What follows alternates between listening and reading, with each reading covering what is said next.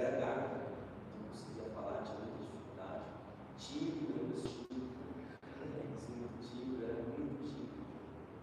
Eu tinha um desejo muito grande de ser batizado no Espírito Santo, de pregar a palavra do Senhor, e acordar muito cedo para poder ajudar meu pai nas atividades do campo. E um belo dia eu quero ser batizado no Espírito Santo.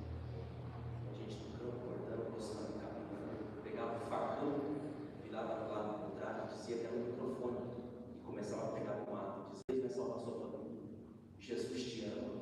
Irmão, é só coisa de Deus, né? Esse tipo de coisa. Então eu não tinha noção, mas assim eu fui dedicando, buscando, e hoje estou aprendendo.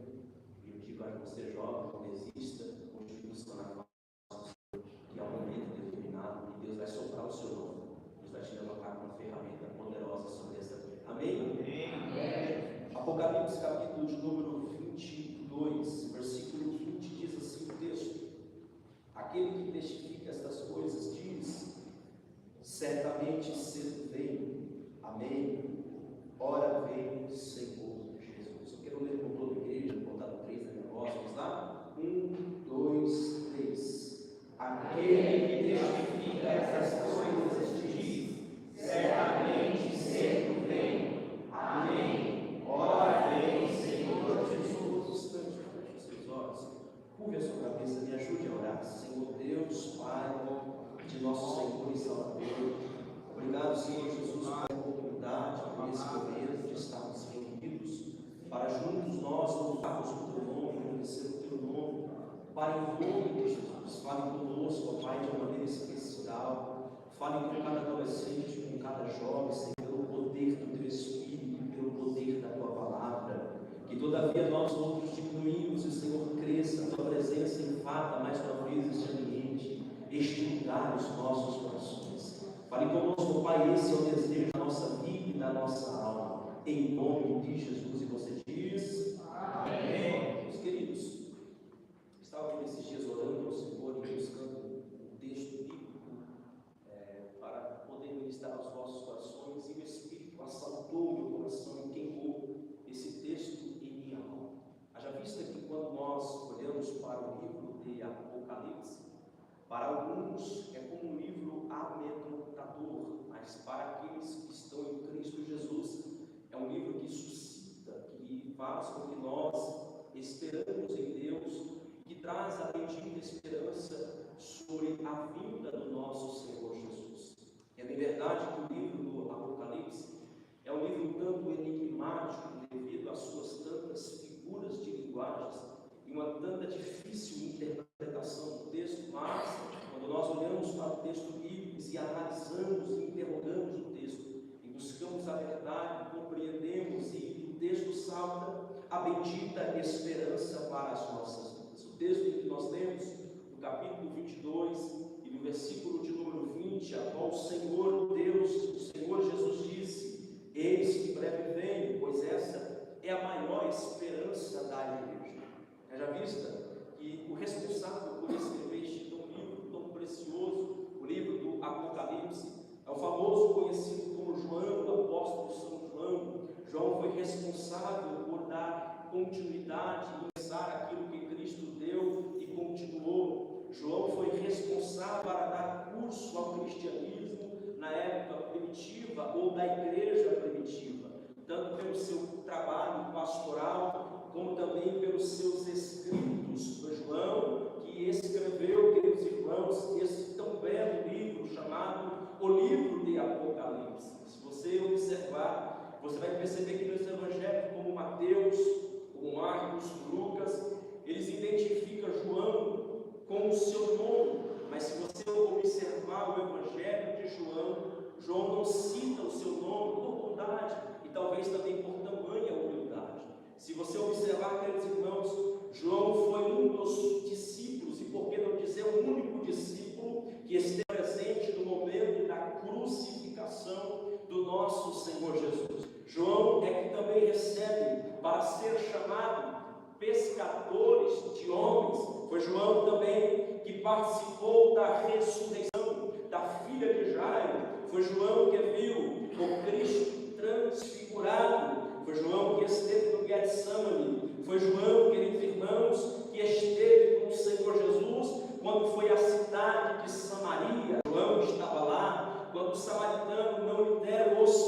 hospitalidade, não receberam Jesus como deveriam de receber, João olhou para Jesus e disse: Senhor, quer que façamos como Elias para que a gente ore? Esse fogo do céu nos consuma? Jesus disse: não precisa orar desta forma. Foi João, queridos irmãos, que foi chamado como filho de trovão, devido ao seu alto temperamento, mas após conhecer Jesus, ter um encontro com o Senhor, o temperamento de João foi transformado, a vida de João foi transformada, porque teve encontro com Jesus. É um fato, quem encontra com Jesus nunca mais é a mesma pessoa. Quem encontra com Jesus nunca mais permanece o mesmo. Foi João, queridos irmãos, que reconheceu Jesus na areia da Galileia, quando Jesus foi morto, foi colocado no sepulcro. Foi Jesus que ressuscitou ao terceiro dia e veio andando na areia da Galileia. Os discípulos estavam tristes, estavam abatidos devido ao acontecimento, mas quando João viu Jesus de longe, João conheceu ele. Ali eu conheço, eu sei quem é este. Mas foi João, queridos irmãos, que quando a igreja começa a avançar, o grande avivamento instaura sobre a igreja. No livro do Atos dos Apóstolos, a Bíblia Sagrada nos narra dizendo: quando a igreja estava avançando, eles foram de novo na cidade de Samaria, e quando eles chegaram em Samaria, a oração de João não foi mais orar a Deus ou querer orar a Deus para que descesse um fogo do céu e sumisse o samaritano. Não, a oração de João mudou. Agora a oração de crente cheio, a oração de João agora é a oração de um crente avivado, a oração de João agora é a oração de um crente transformado. Então a oração, Deus, desça o fogo do Espírito sobre o samaritano. Aleluia! João, queridos irmãos, que deu o curso da igreja primitiva para a igreja avançar. João foi responsável por pastorear também a igreja de Éfeso. Quando a igreja estava avançando, o rei, o imperador de Roma, lançou o edito dizendo: vamos prender o líder, vamos acabar com o líder. Eles prendem João com aproximadamente 85 anos de idade. João, senhorzinho. A história vai dizer que João já não conseguia enxergar tão bem. A história diz que João sentava no meio, colocava os jovens na roda e começava a ensinar aos jovens. É tanto que dizer que João, nas suas epístolas, ele chama os jovens, seus filhos, na frente, filhinhos. E quando nós percebemos que a igreja estava avançando, que estava crescendo, o edito é lançado por Roma dizendo: vamos acabar com a igreja, vamos acabar com o crescimento.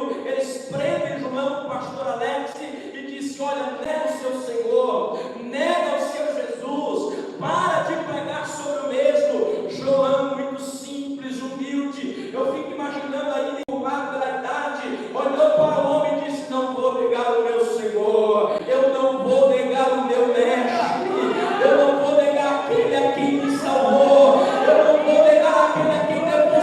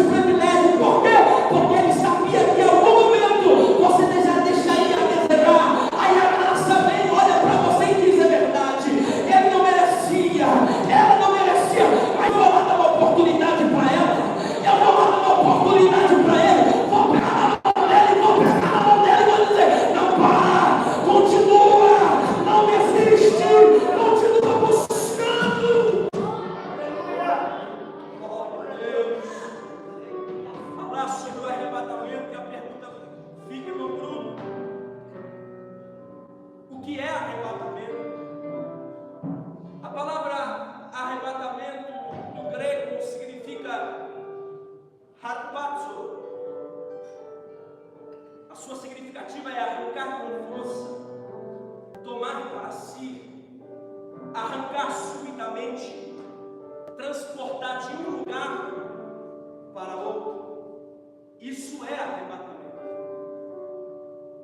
Quando nós olhamos para essa palavra ou seu significado, a pergunta fica: como se dará o arrebatamento?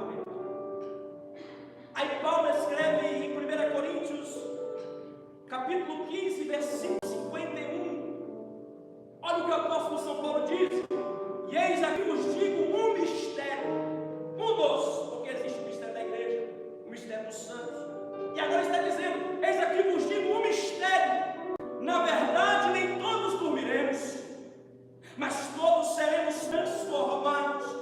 Versículo 52, no momento, essa expressão e a palavra no momento aqui é alone, que significa mais rápido do que piscar de olhos. Aí ele continua: no momento, no abrir e fechar de olhos, ante a última trombeta, porque a trombeta soará, e os mortos ressuscitarão incorruptíveis, e nós seremos transformados. Olha para cá, não podemos confundir essa trombeta, como o apóstolo São Paulo está narrando, com as trombetas que dá-se início no capítulo 5 de Apocalipse. Confunda, essa trombeta que Paulo está narrando é um soar da trombeta, é o alarido da trombeta, é o barulho da trombeta, a qual todos aqueles que entregaram a sua vida para Cristo naquele dia, que dia? Ninguém sabe a hora, ninguém sabe o momento, pode ser agora, pode ser quando acabar este culto, pode ser no meio dessa palavra, no meio dos louvores, aleluia, a trombeta vai soar, e aqueles que foram selados pelo Espírito vai ouvir o soar da trombeta e vai soar.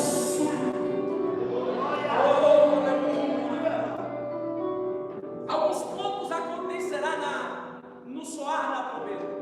Primeiro, acontecerá a ressurreição dos mortos. Olha para cá, não importa como cristão morreram. Quem não lembra das atrocidades que o Império de Roma fizeram com os nossos irmãos passados? Se não lembra, ler um pouco sobre a história da igreja, mais precisamente imbuída no cenário romano, você vai perceber o quanto nossos irmãos foram perseguidos naquela época. A história vai nos dizer que Roma era tão severa com os nossos irmãos que lançaram eles no monumento chamado Coliseu de Roma, e quando colocavam eles no Coliseu, leões famintos atacavam os nossos irmãos. A história vai dizer que os nossos irmãos, pastor Alex, eram decapitados vivos, irmãos. A história vai nos narrar dizendo que, por certa feita, inúmeras cruzes eram colocadas no monumento do Coliseu de Roma e crucificavam os nossos irmãos vivos, ateavam, colocavam pinches neles e ateavam fogo para queimá-los vivos.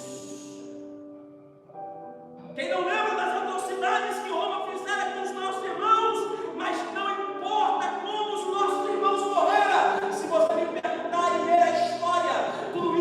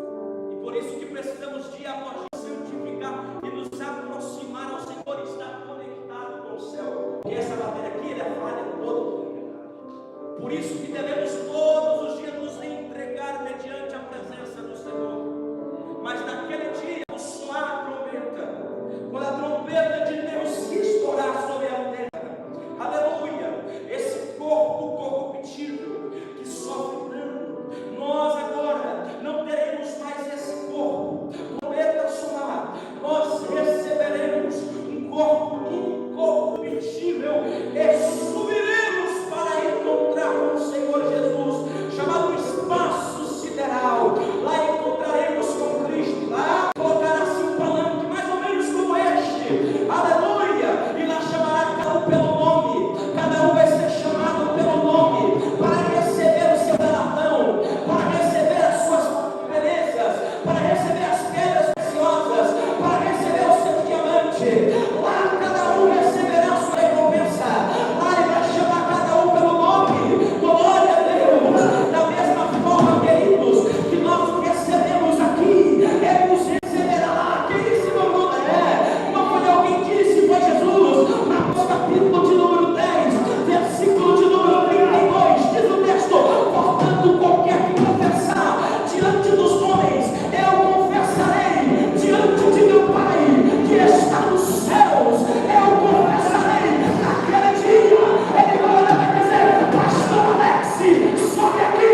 Naquele dia ele vai dizer: Ezequiel, sobe para cá. Naquele dia ele vai dizer: o Marlon, sobe aqui, porque tem uma recompensa para você. Glória a Deus, não é só aceitar aqui na frente, é aceitar quando as adversidades sobrevêm. Aleluia. Dizendo: nega o nome dele. Nega o nome dele, jovem. Vai viver a vida. Vai curtir a vida. É quando as adversidades vierem, nós vamos dizer: não vou negar o nome dele. Ele vai cochichar no seu ouvido e dizer: o mundo é melhor, a proposta é melhor do mundo. É mentira do diabo. Oh, aleluia. E se nós dermos ouvido a essas adversidades, nós estaremos negando o seu nome. Mas eu estou pregando para uma juventude, eu estou pregando para homens e mulheres de Deus aqui, que quando as adversidades bater, nós vamos levantar a voz e dizer: eu não nego o nome dele, eu não nego o nome dele. Não importa a situação que você esteja passando, não importa a situação que você esteja vivenciando, vale a pena ser fiel, vale a pena servir a Deus. Ah, não, tudo, você não sabe o que eu estou vivenciando, você não sabe o que eu estou passando, mas Deus conhece o meu coração, Deus conhece a tua alma, e eu tenho a resposta na palavra de Deus para você. Vale a pena ser fiel, vale a pena ser fiel. Glória a Deus. É bem verdade, queridos irmãos, quando nós falamos sobre arrebatamento, um dos pontos em que Paulo nos diz é que ele vai nos recompensar, vai receber-se para si a sua igreja, a sua noiva. Um ponto muito importante a se observar é que Jesus também virá para nos livrar de todas as aflições. Jesus virá para nos livrar de todas as aflições. Romanos capítulo 8, versículo 18, Paulo escreve: porque para mim tenho por certo que aflições deste presente século não são para comparar com a glória que nos há de ser revelada. Você sabia que é uma glória reservada para a igreja? Pensa no culto mais poderoso que você participou aí. Pensou? Pois é, não pode ser comparado com a glória que está aqui. Do culto mais pentecostal que você participou, que você fez aviãozinho, pulou de um pessoal, por exemplo. A glória que está reservada para a igreja. Oh, aleluia.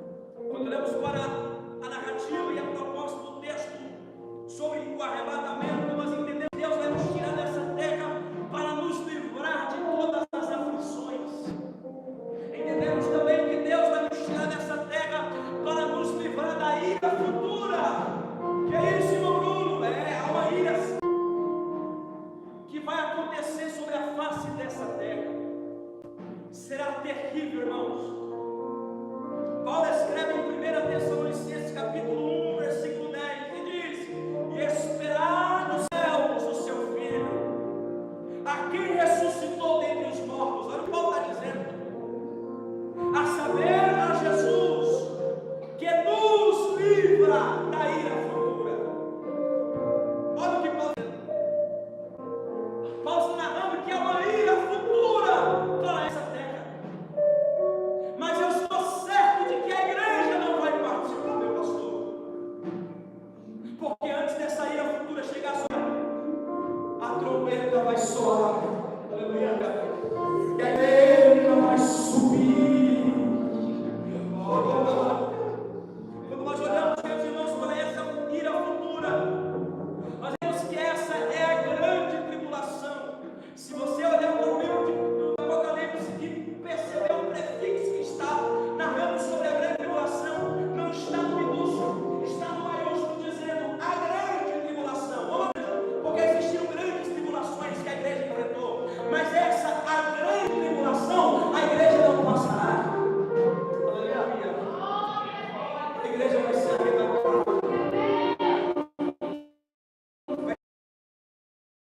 De aflição, que as pessoas vão desejar a morte, e a morte não vai existir. Durante 5 meses, a morte não vai existir. As pessoas vão desejar a morte, mas nada vai lhe acontecer. Mas para aqueles que estão guardando a sua fé no Senhor, para aqueles que depositaram a sua fé em Cristo, para aqueles que abriram o seu coração para Deus fazer morada, para aqueles que se doaram, Ele está com Deus, Ele vai participar dessa promessa. Qual é a promessa? Apocalipse capítulo 3, versículo de número 10. Como guardaste a palavra da minha paciência, também eu te guardarei na hora da tentação, que há de vir sobre todo o mundo, para tentar os que habitam na terra. Mas aqueles que guardaram esta palavra, aqueles que guardaram esta palavra, não vai começar este momento, não vai descer a tragédia. A igreja vai estar no céu, a igreja vai subir.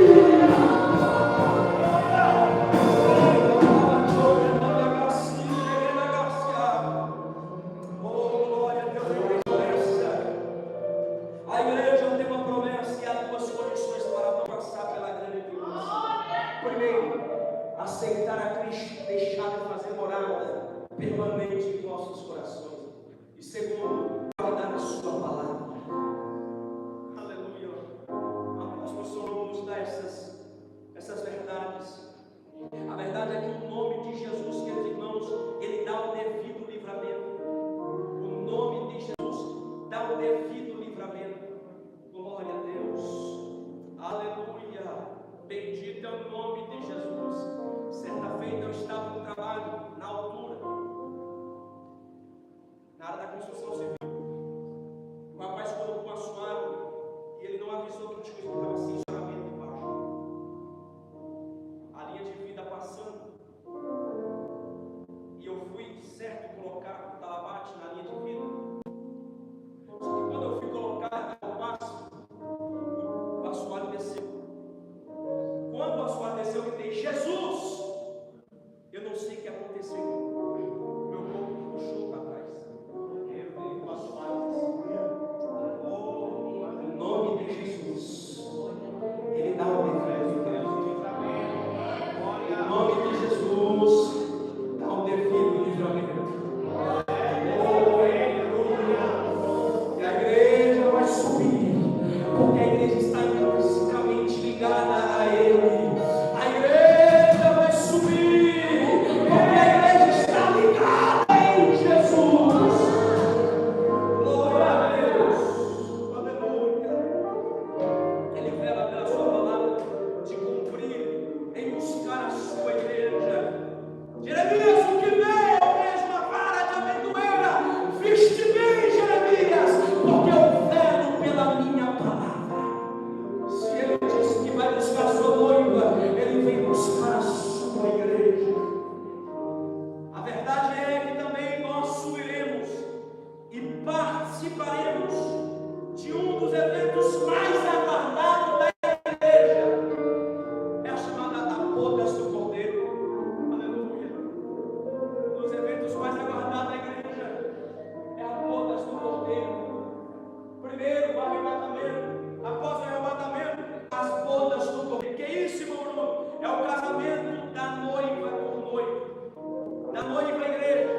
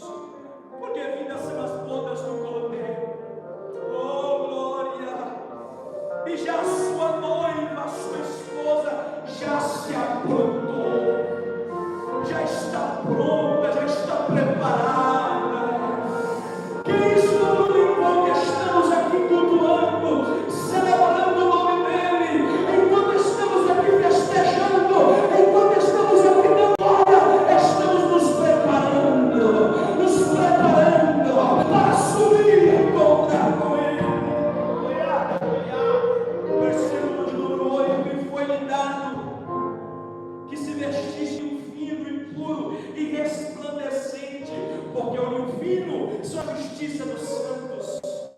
Versículo de número 9. E disse-me: escreve, bem-aventurados são aqueles que são chamados às bodas do Cordeiro. E disse-me: essas são as verdadeiras palavras de Deus. Ao evento aguardado pela noiva, ao evento aguardado que nós esperamos. É bem interessante olharmos nessa perspectiva, porque quando você olha para o casamento judaico, parece, queridos irmãos, que quando nós olhamos para o capítulo 19, arremete para a simbologia do casamento judaico. E como que funcionava o casamento judaico? O casamento judaico, ele tinha 3 etapas. A primeira etapa era chamada a etapa do dote. O pai dava o dote. Às vezes, o filho, quando tinha um jovem, quando ele atingisse a maioridade e tivesse condições, ele dava o dote ao pai da noiva. Olha para cá. E acontecia também do pai da noiva escolher o varão e pagar o dote. Você não lembra do livro de Gênesis, quando Jacó trabalhou cerca de 7 anos para possuir Raquel? Ele não possui, trabalha mais 7 para possuir Raquel. Ali é o dote, ali é o pagamento.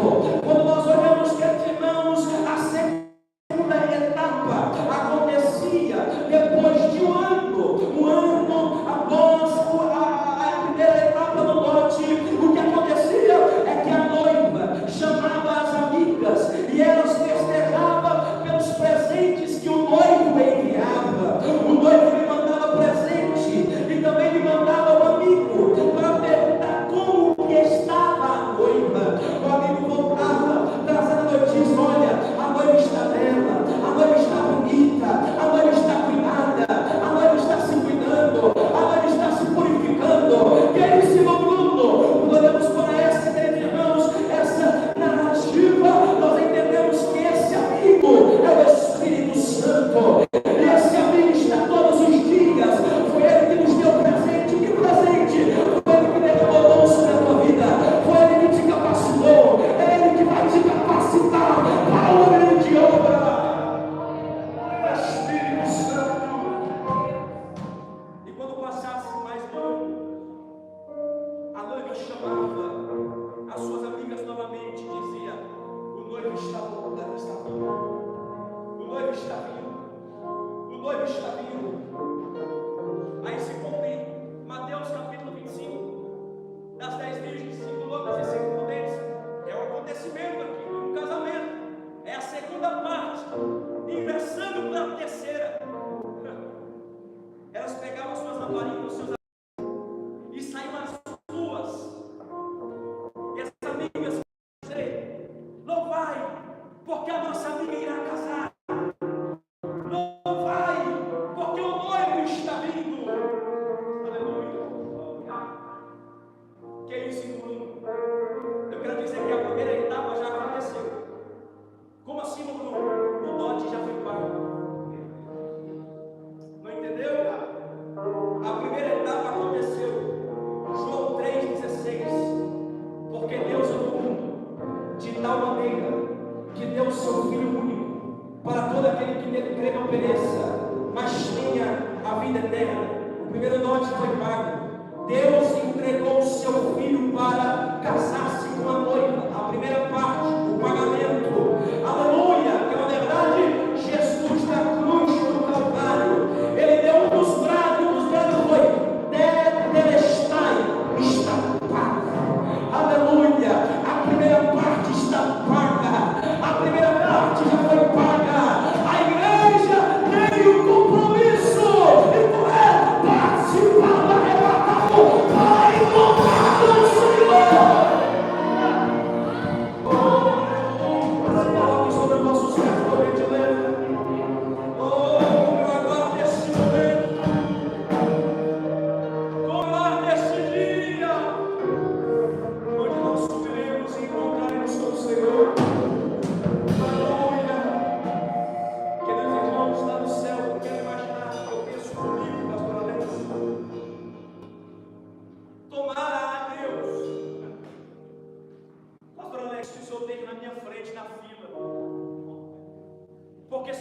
frente de algum dessas aí, vocês vão esperar muito, irmão. Porque eu vou pegar Jesus pelo meio. Aleluia. Eu vou abraçar tanto Ele. Eu vou agradecer tanto. Obrigado, Jesus. Obrigado, Senhor. Mas tu vai ter que esperar um pouquinho. Porque eu vou beijar o meu Senhor. Eu vou me cruzar aos seus pés. Eu vou me humilhar de novo aos seus pés. E vou dizer: obrigado, meu mestre. Obrigado, meu Senhor. Levante as suas mãos e feche os seus olhos. Eu quero orar pela tua vida nesta noite. Alguém clamou o último nesta noite. Deus, em nome de Jesus, ó Pai, aí está a tua noiva, aí estão os adolescentes, aqui estão os jovens, ó Pai. Eu te peço, Deus, em nome de Jesus, preserva esses jovens da tua presença, preserva esses jovens da tua presença, para que eles possam participar do mundo de pecado, para que eles possam ver a tua face, eles possam sentir a tua presença de perto. Deus, em nome de Jesus, o meu desejo é, Pai, que esses jovens e adolescentes sejam um grande instrumento em tuas mãos. Deus, em nome de Jesus, aonde esses jovens plantam os pés, usa ele, meu Pai, como uma ferramenta, usa ele como uma ferramenta poderosa em tuas mãos, Senhor, nesta terra, ó Pai. Enche ele do teu Espírito, enche ele do teu poder, enche ele da tua graça. E ele virá com poder e autoridade, virá, e o governo está nele, vejam ele traz consigo a sua recompensa, ele virá.